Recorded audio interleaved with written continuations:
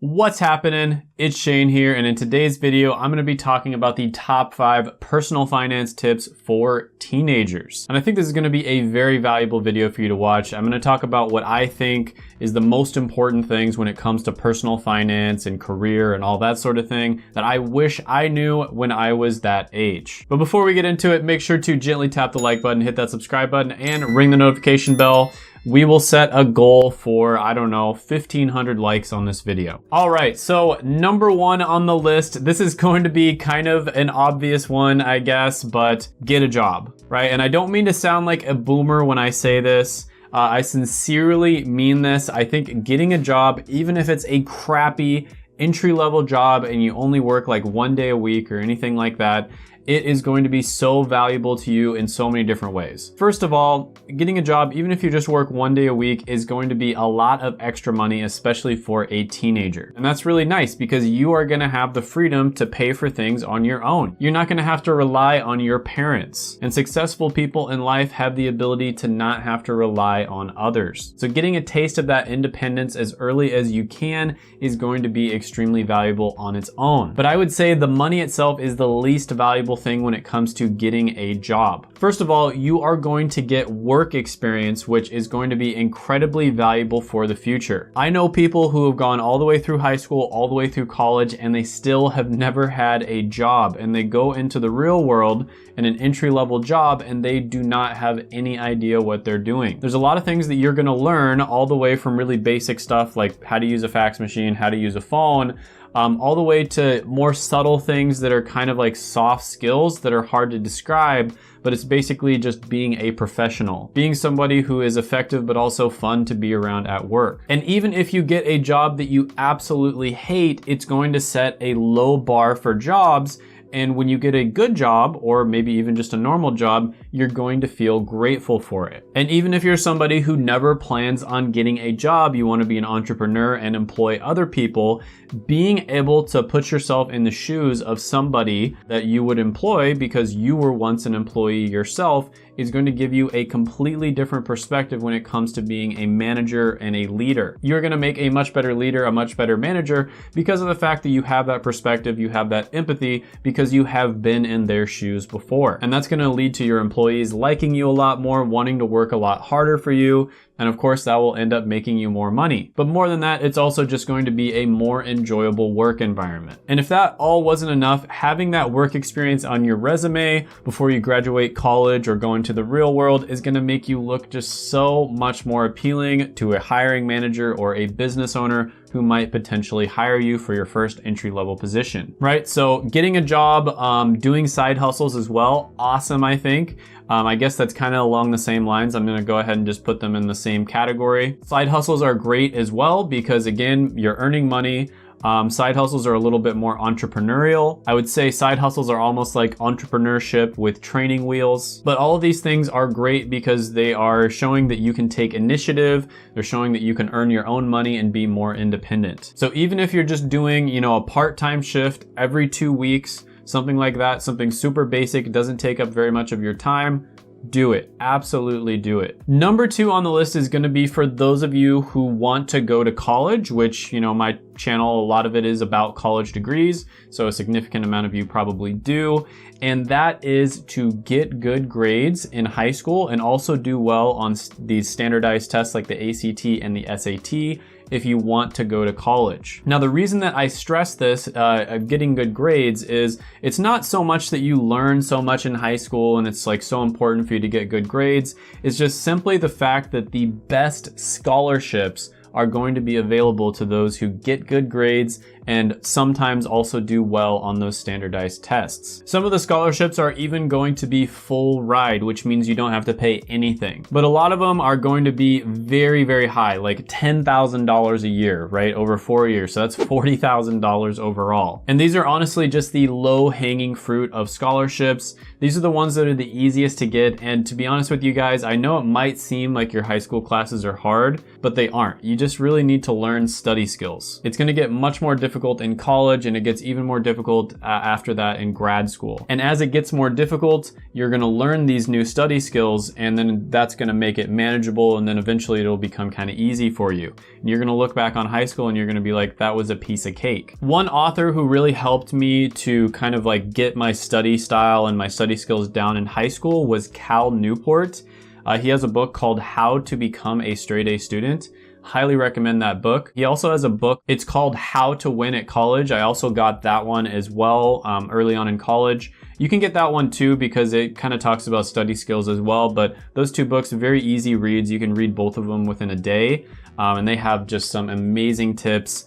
Not every tip is gonna apply to you, but many of them will, and they definitely helped me out quite a bit. So those are two great books when it comes to getting good grades. And then as far as the ACT and the SAT go, the biggest thing is to just start studying early. There's good books in terms of like what to study for the SAT and the ACT. I would recommend looking at online forums of other people who are trying to score really well on the SAT and the ACT, and kind of seeing what they're studying, what their experiences are. I don't remember the exact score that I had when I took the ACT, but I remember the first time I took it, I didn't really try, and I scored in the low 20s. And then after, studying and stuff like that, I ended up scoring in the 30s. Okay, it was like low 30s. But yeah, having those good grades, and then sometimes colleges want you to also have good scores on those standardized tests, is just gonna open up a lot of doors for you. Many colleges are going to offer you, $10,000 a year, $20,000 a year scholarships, some of them even full ride scholarships.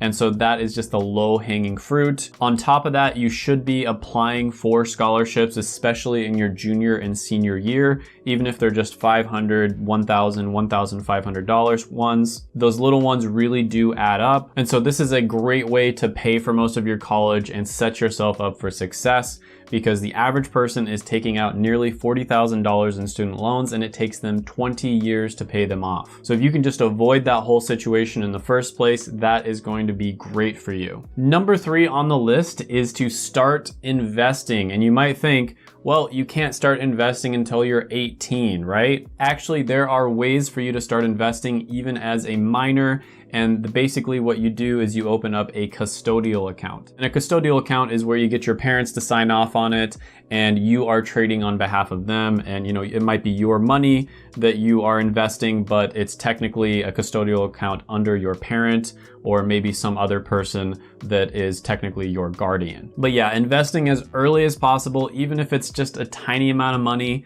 $50, $100, $20 even with some of these apps. Absolutely a great thing to do.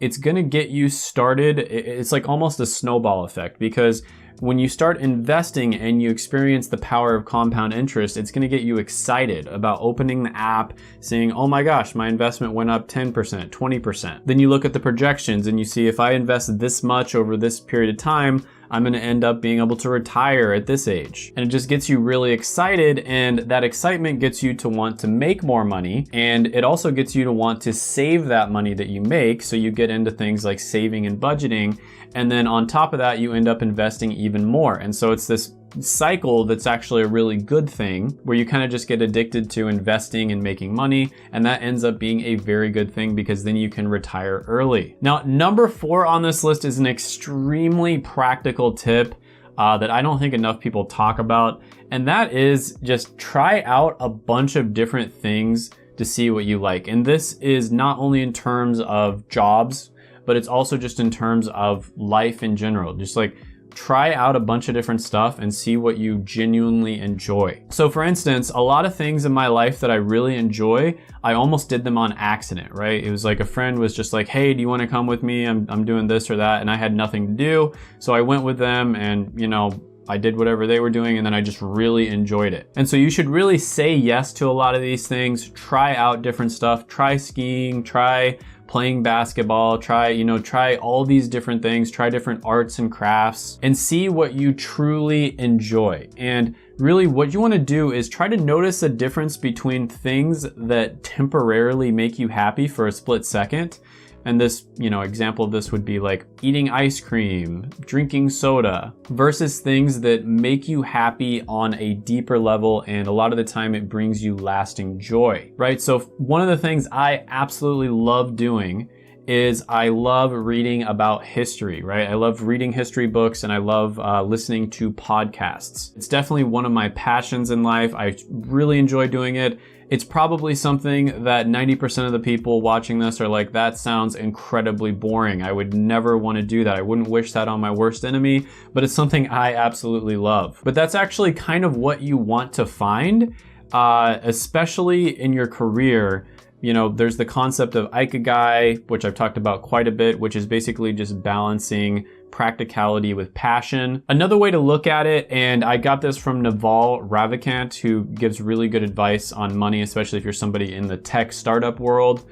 He basically says, do what seems like work to others, but feels like play to you. So that's what you really want to find. And that is actually a super deep sentence, because when you're able to do something that other people think is very difficult, very tedious, very hard, but it seems like play to you, that gives you such a ridiculous competitive advantage over everyone else. And that's kind of like what this YouTube channel is, right? Like, I really enjoy making videos. I enjoy the entire process of making videos. I've always been somebody who's watched TV, and I kind of noticed like, oh, they cut from this scene to this scene, and in this scene they zoom in really fast. In this scene, they kind of zoom in slow. And I've always noticed these different things, and I've always wanted to make videos. Now, of course, this isn't exactly like making a movie or a TV show. It's a little bit different, but it's the same general concept. And I would have never known that this was one of my passions if I didn't actually start trying to do it, right? Get your cell phone camera out and start recording videos. So it's super important for you to try out a bunch of different things, because you're never gonna know whether you enjoy doing it until you actually try it yourself. A huge mistake that so many people make is they see, like a TV show, for instance. They see a TV show about doctors, and it glamorizes the life of a doctor, and they think, you know what, I want to be a doctor. Or maybe they even feel a lot of pressure from their family, like, oh, I want to be a doctor because my family wants me to be a doctor. But have you ever actually shadowed a doctor and seen what they do in real life?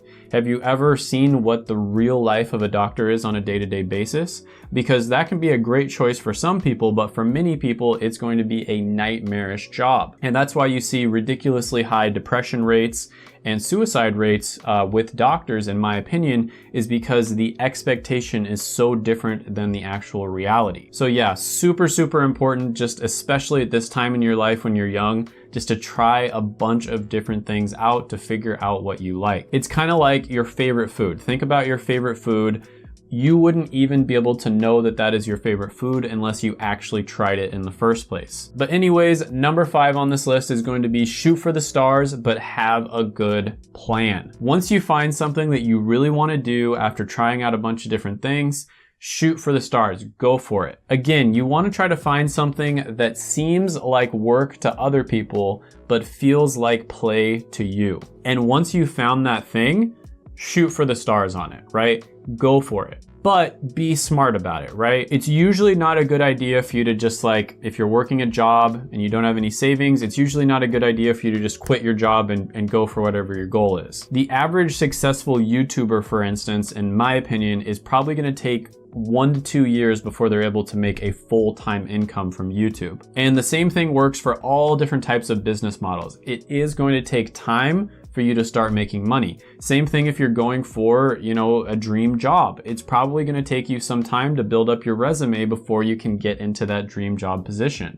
In many cases, you're gonna have to go through years and years of education as well. So my advice to you is, definitely go for your passions, just be smart about it. Especially as a young person, you can definitely accomplish just about anything, but it's gonna take a lot of hard work and a lot of dedication, and it usually also takes a long time. So hope those tips helped you out. Check out my other videos right here. I made them just for you. Go ahead, gently tap the like button, hit that subscribe button, ring the notification bell, and comment down below any thoughts, comments, criticisms, etc. that you have on the video, and I will see you next time.